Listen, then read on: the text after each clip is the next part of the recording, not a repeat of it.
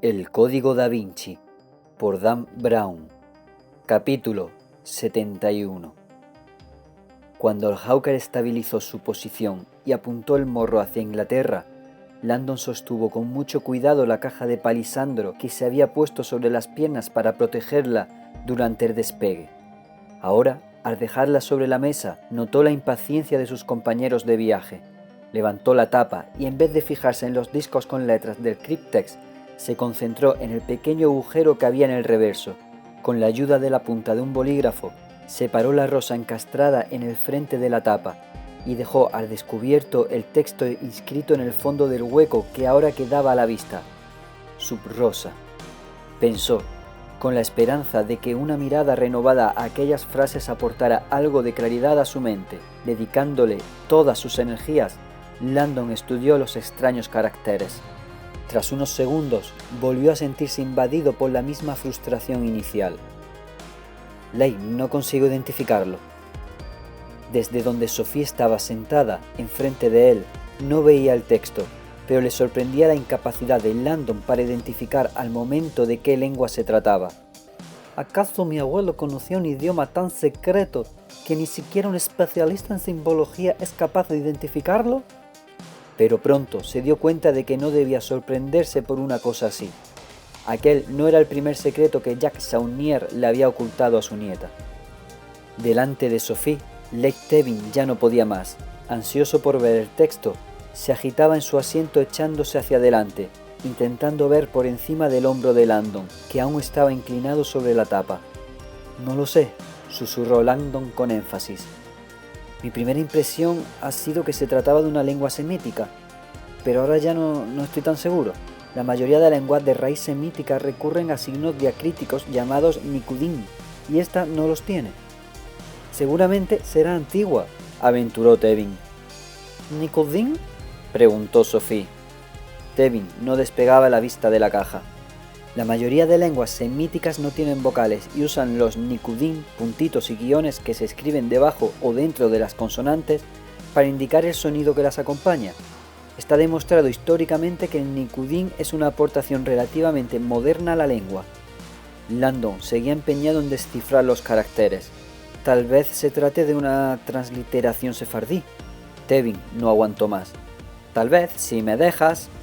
Se arrimó a Landon y movió la caja para poder ver el texto. Sí, Landon conocía sin duda las lenguas antiguas más comunes, griego, latín y las lenguas romances, pero con solo echar un vistazo a aquel escrito, Tevin vio que se trataba de algo más especializado, tal vez una transcripción Rashi o un stam con coronas, otro sistema de transcripción de la lengua hebrea. Respiró hondo y se concentró de nuevo en el texto. Estuvo un buen rato sin decir nada. A cada segundo que pasaba, su confianza parecía flaquear más y más. «Estoy asombradísimo», dijo Landon en un tris de darse por vencido. «No se parece a nada que haya visto en mi vida». «¿Me dejáis verlo?», pidió Sophie. Tevin fingió no oírla. «Robert, has dicho antes que te parecía que habías visto antes algo parecido, ¿no?» Landon parecía humillado. «Eso me ha parecido, no sé por qué, pero me resulta familiar». «Sir Leigh», insistió Sophie, a la que sin duda no le hacía ninguna gracia que la excluyeran del debate. «¿Podría echarle un vistazo a la caja de mi abuelo?» «Sí, claro, querida», respondió Tevin, acercándosela. Su intención no había sido sonar paternalista, pero lo cierto era que Sophie estaba a años luz de poder resolver nada. Si un miembro de la Academia Británica de Historia y un especialista en simbología, licenciado en Harvard, no eran capaces siquiera de identificar aquella lengua... «¡Ajá!», exclamó Sophie tras examinar el texto durante unos segundos. «Tendría que habérmelo imaginado».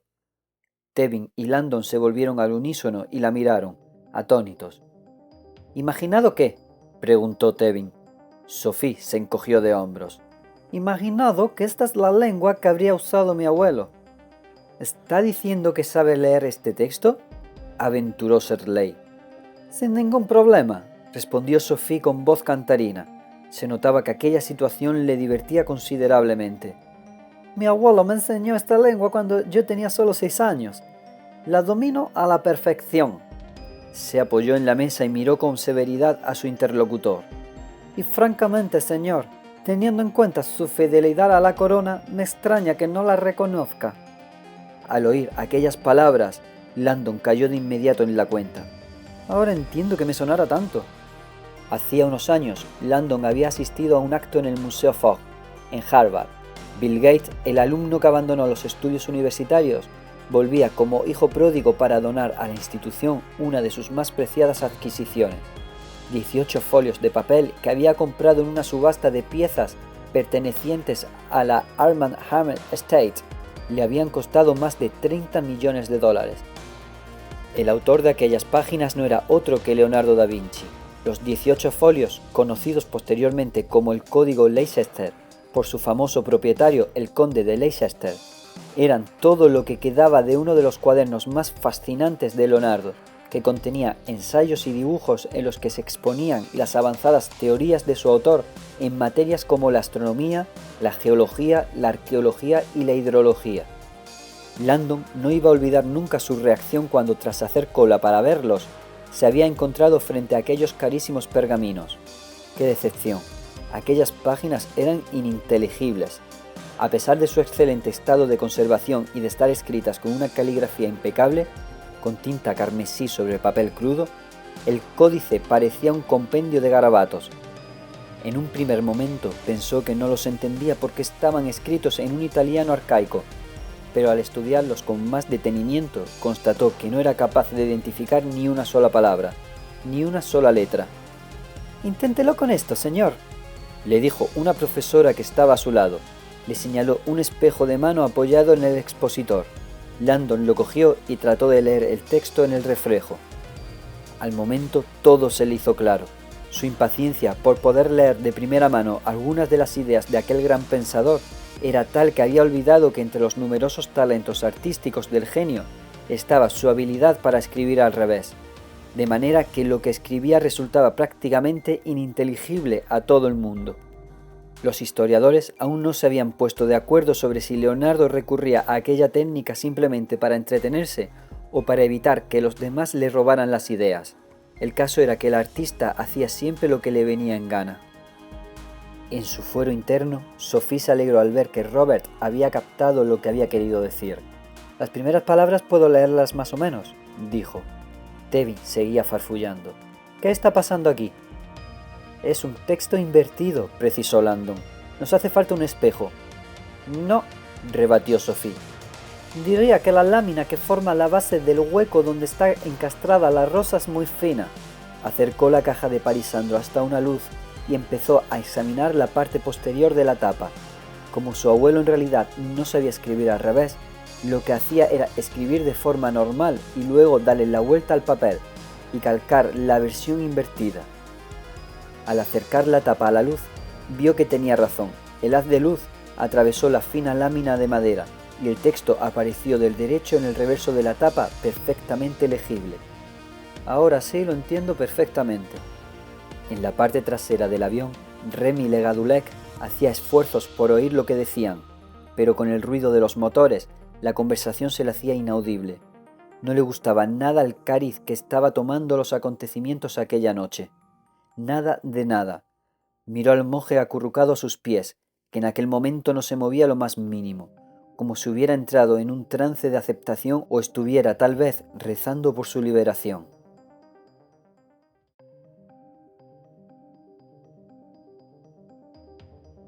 El Código da Vinci, por Dan Brown. Capítulo 72.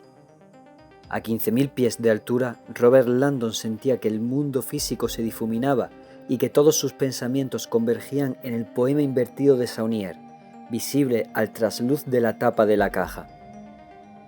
Palabra sabia, antigua, el pergamino abre y mantiene unida su camada.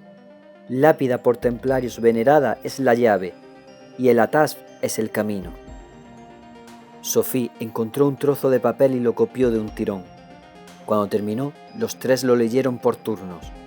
Era una especie de crucigrama arqueológico, el acertijo cuya solución revelaría cómo abrir el críptex. Landon leyó despacio aquellos versos. Palabra sabia, antigua, el pergamino, abre y mantiene unida su camada. Lápida por templarios venerada es la llave, y el Atvaz, el camino. Antes siquiera de valorar la antigua contraseña que aquellos versos intentaban revelar, Landon intuyó algo fundamental: la métrica del poema, compuesto por endecasílabos. Landon se había topado a menudo con aquel tipo de pie a lo largo de sus investigaciones sobre las sociedades secretas europeas. La última vez había sido hacía apenas un año, en los archivos secretos del Vaticano. Durante siglos, el endecasílabo había sido el preferido de los literatos más prominentes de todo el mundo.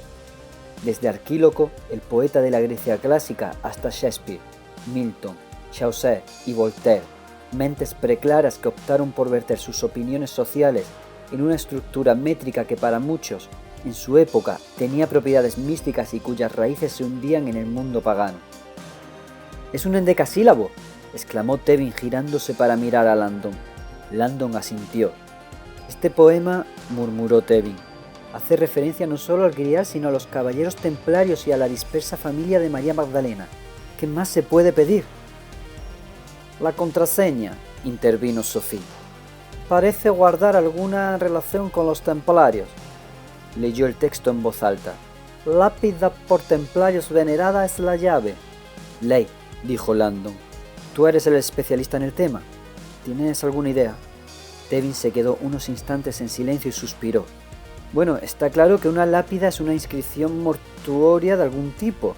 Es posible que en el poema se haga referencia a la lápida que los templarios veneraban sobre la tumba de María Magdalena, pero eso no nos sirve de mucho porque no sabemos dónde está».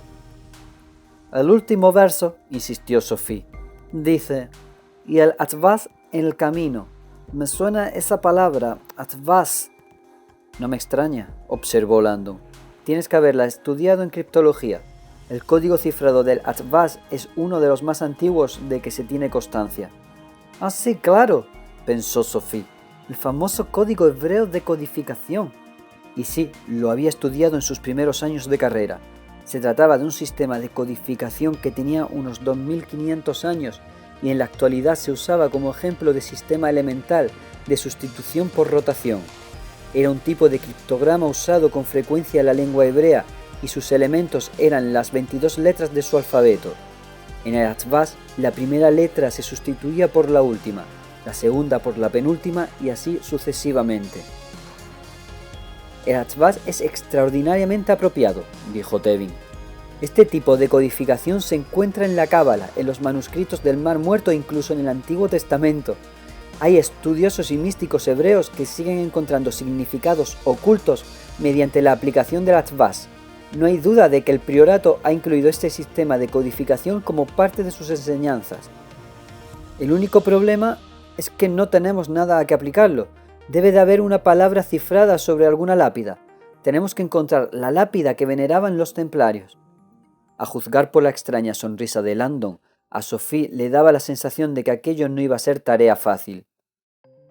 «El Atvaz es la llave», pensó Sophie, «pero nos falta la puerta».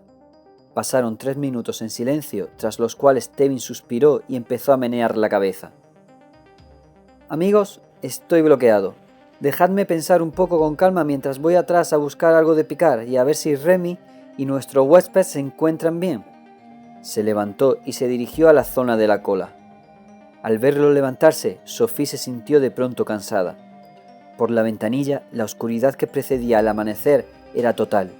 A Sophie le parecía que era como si lo hubieran arrojado al espacio y no tuviera ni idea del punto en el que aterrizaría. Como había crecido solucionando los acertijos de su abuelo, ahora tenía la incómoda sensación de que aquel poema que tenía delante contenía una información de la que aún no se habían dado cuenta. «Aquí tiene que haber algo más», se dijo, «ingeniosamente oculto, pero de algún modo presente». Además, agazapado entre aquellos pensamientos estaba el temor a que al final, en el interior de aquel críptex, lo que encontraran no fuera algo tan sencillo como un mapa con el camino a seguir para encontrar el Santo Grial.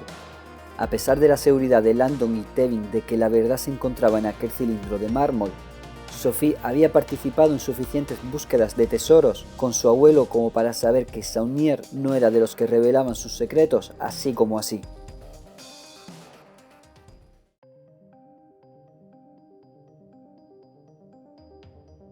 El Código da Vinci, por Dan Brown. Capítulo 73. El controlador aéreo de Le Bourget, que estaba de guardia aquella noche, dormitaba frente a la pantalla del radar cuando el capitán de la policía judicial prácticamente echó la puerta abajo.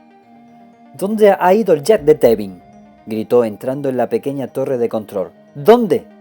La primera reacción del controlador consistió en ponerse a balbucear, en un vano intento de proteger la privacidad de su cliente británico, uno de los más respetados del aeródromo. «Está bien», dijo Fudge. «Entonces voy a tener que detenerlo por permitir el despegue de un avión sin plan de vuelo». Le hizo un gesto a un agente, que se acercó para ponerle las esposas. En ese momento el controlador sintió que le invadía una oleada de terror.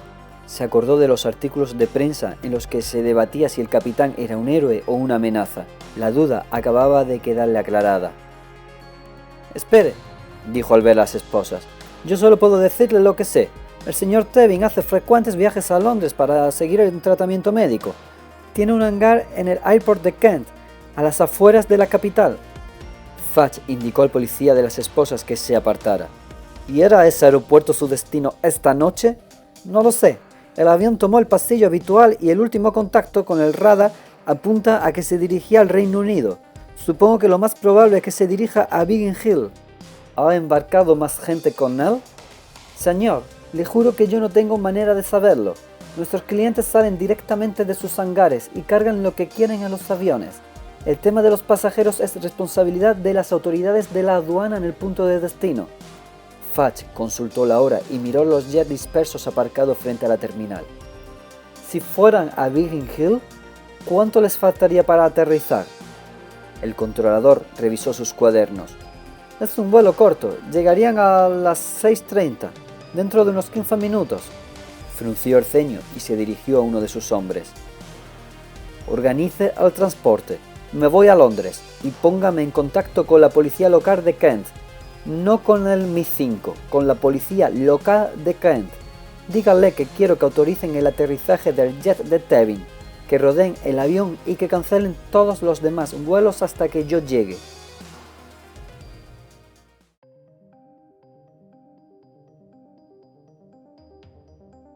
El Código Da Vinci, por Dan Brown. Capítulo 74. «Estás muy callada», le dijo Landon a Sophie. «Es que estoy cansada», respondió ella. «Y además está este poema, no sé».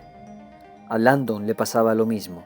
El zumbido de los motores y el suave balanceo del avión le resultaban hipnóticos, y la cabeza aún le dolía por el golpe que le había dado el monje. Tevin seguía en la parte trasera del avión, y Landon decidió aprovechar aquel paréntesis a solas con Sophie para decirle algo que hacía tiempo le rondaba por la cabeza. «Creo que sé, al menos en parte, por qué tu abuelo hizo todo lo posible para que tú y yo nos encontráramos. Creo que hay algo que quería que yo te contara». «¿Lo de la historia del Santo Grial y lo de María Magdalena no te parece bastante?». Landon no sabía cómo proseguir. «La brecha que había entre vosotros, el motivo por el que llevabas 10 años sin hablarle. Creo que tal vez tenía la esperanza de que yo lograra que le perdonaras si te hablaba de eso que te alejó de él». Sophie se removió en su asiento. «Yo no te he contado qué fue lo que me alejó de él». Landon la miró tanteándola. «Lo que presenciaste fue un rito sexual, ¿verdad?». Sophie dio un respingo. «¿Cómo lo sabes?». «Antes me has dicho que viste algo que te convenció de que tu abuelo pertenecía a una sociedad secreta. Y fuera lo que fuera, te disgustaste tanto que estuviste 10 años sin dirigirle la palabra. Sé bastante sobre sociedades secretas y no me hace falta tener la inteligencia de Leonardo da Vinci para saber qué presenciaste». Sophie lo miraba fijamente. «¿Fue en primavera?», le preguntó Landon. «¿Cerca del equinoccio, a mediados de marzo?». Sophie volvió la cabeza y miró por la ventanilla. «Fue durante las vacaciones de primavera. Volví a casa de la universidad unos días antes de lo previsto». «¿Por qué no me cuentas lo que pasó?». «Prefiero no hacerlo». De pronto se volvió bruscamente y miró a Landon con los ojos arrasados de lágrimas. «Es que no sé lo que vi. Había hombres y mujeres». Tras un segundo, asintió. «¿Vestidos de blanco y negro?». Se secó el llanto y volvió a sentir con un movimiento de cabeza. Parecía que poco a poco iba aceptando hablar del tema. Las mujeres llevaban unos vestidos blancos de gasa y zapatos dorados. En las manos sostenían esferas también doradas. Los hombres llevaban túnicas y zapatos negros. Landon se esforzaba por disimular su emoción, pero casi no daba crédito a lo que estaba oyendo. Sophie Neveu había presenciado sin saberlo una ceremonia sagrada de 2000 años de antigüedad. ¿Iban con máscaras?, le preguntó con voz tranquila. Sí, todos llevaban las mismas. Las de las mujeres eran blancas y las de los hombres negras. Landon había leído descripciones de aquella ceremonia y conocía sus orígenes místicos. Esa ceremonia se conoce como Hieros Gamos, dijo en voz baja. Tiene más de 2500 años de antigüedad. Los sacerdotes y sacerdotisas egipcios la celebraban con frecuencia para honrar el poder reproductor de la mujer. Hizo una pausa y se inclinó hacia ella por encima de la mesa. Supongo que si presenciaste un Hieros Gamos sin estar preparada para comprender su significado, debió de impresionarte mucho. Sophie no dijo nada. Hieros Gamos es una expresión griega. Significa matrimonio sagrado. El ritual que yo vi no era ningún matrimonio. Matrimonio entendido como unión, Sophie. ¿Quieres decir como en el acto sexual? No. ¿No?, preguntó sorprendida, cuestionando con la mirada a su interlocutor. Landon matizó. Bueno, sí, en cierto modo, pero no tal como lo entendemos hoy en día. Le explicó que aunque lo que vio parecía un rito sexual, en realidad el Hieros Gamos no tenía nada que ver con el erotismo. Se trataba de un acto espiritual. Históricamente, el acto sexual era una relación a través de la que el hombre y la mujer experimentaban a Dios. En la antigüedad se creía que el hombre era espiritualmente incompleto hasta que tenía conocimiento carnal de la divinidad femenina. La unión física con la mujer era el único medio a través del cual el varón podría llegar a la plenitud espiritual y alcanzar finalmente la gnosis, el conocimiento de lo divino. Desde los días de Isis, los ritos sexuales se consideraban los únicos puentes que tenía el hombre para dejar la tierra y alcanzar el cielo. Mediante la comunión con la mujer, prosiguió Landon, el hombre podía alcanzar un instante de clímax en el que su mente quedaba totalmente en blanco y veía a Dios. Sophie lo miró incrédula. ¿El orgasmo como oración? Landon asintió sin demasiado énfasis, aunque en el fondo Sophie estaba en lo cierto. Desde un punto de vista fisiológico, el clímax del hombre se acompañaba de una fracción de segundo totalmente desprovista de pensamiento, un brevísimo vacío mental, un momento de clarividencia durante el que podía adivinarse a Dios.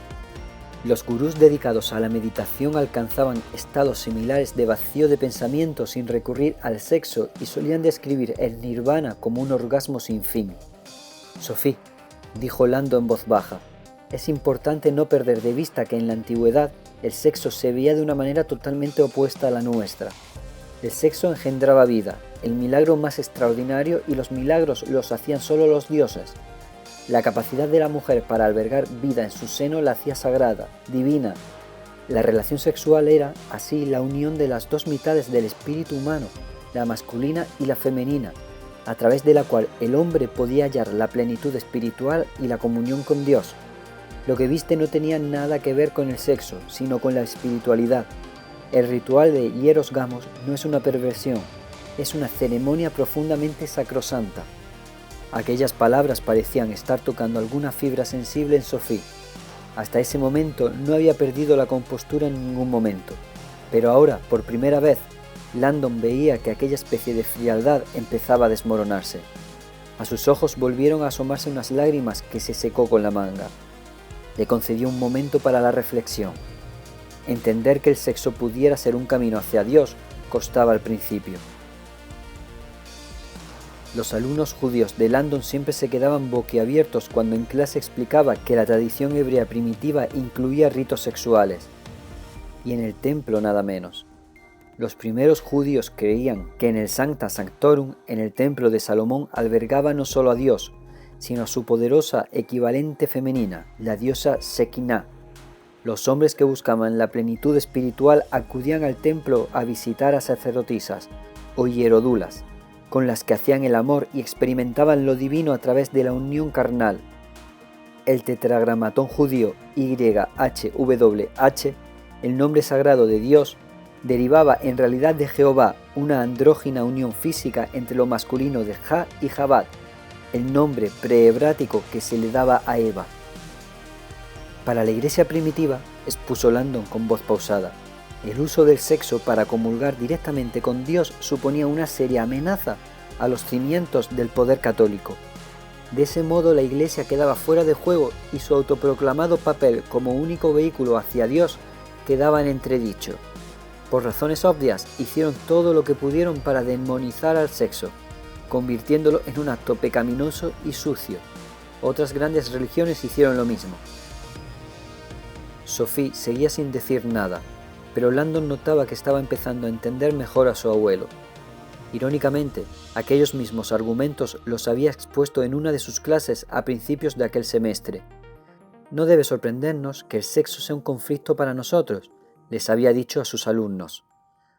Tanto lo que hemos heredado de la antigüedad como nuestra propia fisiología nos dicen que el sexo es algo natural, un bello camino hacia la plenitud espiritual, y que sin embargo la religión moderna lo ve como algo pecaminoso y nos enseña a temer nuestro deseo sexual como a la propia mano del demonio. Landon decidió no escandalizar a sus alumnos explicándoles que más de 10 sociedades secretas de todo el mundo, muchas de ellas bastante influyentes, seguían practicando ritos sexuales y mantenían vivas las antiguas tradiciones.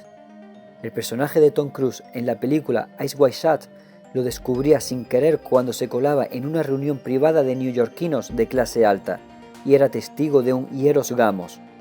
Por desgracia, los realizadores de la película no habían reflejado correctamente los pormenores, pero lo esencial estaba ahí, una sociedad secreta en comunión entregándose a la magia de una unión sexual. «Profesor Landon», le dijo un alumno de la última fila que tenía la mano levantada, ¿está insinuando que en vez de ir a la iglesia deberíamos tener más vida sexual? Landon ahogó una carcajada, sin ninguna intención de morder aquel anzuelo. Según había oído, en las fiestas que se celebraban en Harvard no era sexo lo que faltaba precisamente. «Señores», dijo sabiendo que pisaba terreno resbaladizo, «permítanme que les dé mi opinión. No es mi intención recomendarles las relaciones prematrimoniales, pero tampoco soy tan ingenuo como para pensar que todos son unos angelitos castos, así que quiero ofrecerles un consejo sobre vida sexual». Todos los hombres de la sala se echaron un poco hacia adelante y se dispusieron a escuchar con atención. La próxima vez que estén con una mujer, busquen dentro de su corazón y pregúntense si son capaces de ver el sexo como un acto místico espiritual. Desafíense a ustedes mismos para ver si son capaces de hallar esa chispa de divinidad que el hombre solo alcanza a través de la unión con la divinidad sagrada. Las alumnas sonrieron y asintieron con la cabeza. Los hombres empezaron a reír nerviosamente y a hacer comentarios subidos de tono. Landon suspiró. Aquellos universitarios seguían siendo unos niños. Sophie sintió frío en la frente al apoyarla en la ventanilla del avión. Se puso a mirar al vacío, intentando procesar lo que Landon acababa de contarle. En lo más profundo de su ser había arrepentimiento. 10 años. Visualizó los fajos de cartas sin abrir, las que su abuelo le había enviado. «Voy a contárselo todo a Robert». Sin cambiar de posición, Sophie empezó a hablar, en voz baja, temerosamente. Al empezar a contarle lo que había sucedido aquella noche, se sintió arrastrada hasta el pasado, hasta el bosque que rodeaba el Château Normando de su abuelo, recorriendo, confusa, la casa en su busca, oyendo las voces de más abajo, encontrando al fin la puerta oculta. Bajó muy despacio la escalera, peldaño a peldaño, hasta llegar a aquella cueva del sótano. Notaba el olor a tierra que impregnaba el aire, fresco, ligero, era marzo. Desde la penumbra de su escondite observaba a aquellos desconocidos que se movían y entonaban cánticos a la luz parpadeante de unas velas naranjas. «Estoy soñando», se dijo Sophie. «Esto es un sueño. ¿Qué otra cosa puede ser?» Las mujeres y los hombres se disponían alternados, blanco, negro, blanco, negro. Los hermosos vestidos de gasa de ellas se mecían cuando levantaban las esferas doradas con la mano derecha y entonaban al unísono. «Yo estaba contigo en el principio, en el alba de todo lo sagrado. te llevaba en el vientre antes de que empezara el día.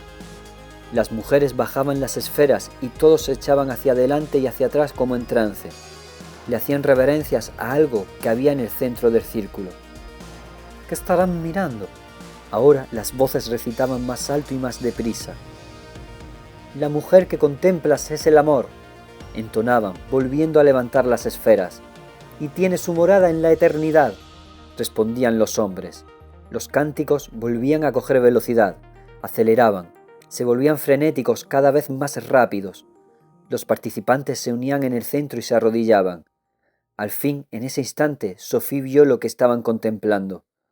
Sobre un altar bajo y labrado en el centro de un círculo había un hombre tendido. Estaba desnudo, boca arriba, y llevaba puesta la máscara negra. Reconoció al momento aquel cuerpo y la marca de nacimiento que tenía en el hombro. Estuvo a punto de gritar: ¡Abuelo! Aquella imagen por sí misma habría bastado para alterar profundamente a Sophie, pero aún había más. Montada sobre él había una mujer con una máscara blanca y el pelo abundante y gris que se le derramaba por la espalda. Era bastante corpulenta, ni mucho menos perfecta, y se movía al ritmo de los cánticos, haciéndole el amor a su abuelo. Sophie hubiera querido salir corriendo de allí, pero no podía. Los muros de aquella cueva la aprisionaban, y la salmodia, más parecida ahora a una canción, alcanzaba su tono más agudo y febril en un enloquecido crescendo. Con un rugido repentino, aquella estancia pareció entrar en la erupción de un clímax. Sophie no podía respirar. Entonces se dio cuenta de que estaba llorando en silencio. Se dio la vuelta y a trompicones subió la escalera, salió de casa y volvió a París temblando.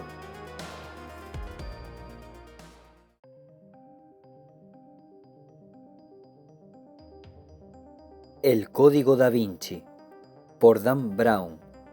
Capítulo 75. El reactor alquilado se encontraba sobrevolando las brillantes luces de Mónaco cuando Aringarosa le colgó el teléfono a Fudge por segunda vez. Agarró la bolsa para el mareo, pero tenía tan pocas fuerzas que no se veía capaz ni de vomitar. Que se acabe de una vez todo esto. Las últimas noticias de Fudge le habían resultado casi totalmente incomprensibles, aunque en realidad esa noche casi todo parecía haber dejado de tener sentido. ¿Qué está pasando? Todo se había convertido en una espiral fuera de control. ¿Dónde se ha metido Silas? ¿Dónde me he metido yo mismo? Las piernas le temblaban, pero se acercó hasta la cabina. Ha habido un cambio de destino, informó al piloto, que lo miró por encima del hombro y se echó a reír. Está de broma, supongo. No, debo llegar a Londres cuanto antes. Padre, esto es un avión alquilado, no un taxi. Le pagaré más, por supuesto. Londres está apenas a 1 hora al norte y casi no implica ningún cambio de rumbo. Así que no es cuestión de dinero, padre, hay otras cosas. 10.000 euros, ahora mismo. El piloto se dio la vuelta con los ojos muy abiertos. ¿Cuánto? ¿Qué cura lleva tanto dinero en efectivo encima? Aringarosa fue a buscar el maletín. Lo abrió, sacó unos de los bonos y se lo dio al piloto. ¿Qué es esto?, preguntó el piloto. Un bono al portador de 10.000 euros emitidos por la Banca Vaticana. El piloto no estaba convencido. Es lo mismo que dinero. Solo el dinero es dinero, dijo el piloto, devolviéndole el bono. Aringarosa se sintió débil y se apoyó en la puerta de la cabina. Es un asunto de vida o muerte. Tiene que ayudarme. Necesito ir a Londres. El piloto se fijó en la joya que decoraba la mano del obispo. ¿Es de diamantes auténticos? Aringarosa miró el anillo. De esto no puedo desprenderme. El piloto se encogió de hombros y miró al frente. Al obispo le invadió una sensación creciente de tristeza. Observó el anillo. Todo lo que representaba estaba a punto de perderse de todos modos. Tras una larga pausa, se lo quitó y lo dejó con cuidado en el panel de control. Salió de la cabina y regresó a su asiento. 15 segundos más tarde, notó que el piloto corregía ligeramente el rumbo y enfilaba más al norte. A pesar de todo, el momento de gloria de Aringarosa se estaba haciendo añicos. Todo había comenzado como una causa santa, un plan prodigiosamente diseñado. Ahora, como un castillo de naipes, todo se estaba desmoronando y no se veía el final por ninguna parte.